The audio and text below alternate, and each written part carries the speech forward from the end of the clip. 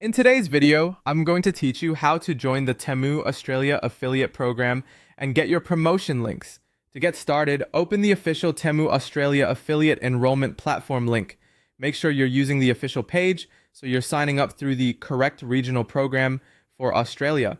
This matters because affiliate tools, offers, and tracking links can vary by market, and using the right platform helps avoid confusion later when you begin promoting products. Once the page loads, look for the registration link and click it. This step connects the affiliate enrollment process to your verified Temu user account. If you're not already signed in, you may be prompted to log in first. Be sure you're using the account you want associated with your affiliate activity, since this is the account that will typically be linked to your dashboard and future promotion tools.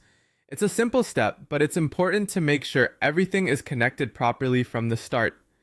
After that, complete the short application prompt. You'll need to provide your relevant social profile links, so have those ready before you begin. This is usually where you show the platforms you plan to use for promotion, such as your content channels or public-facing creator pages. Take a moment to check that the links you submit are accurate and active, because this information helps support your application and gives the platform a clear idea of where your traffic or audience comes from.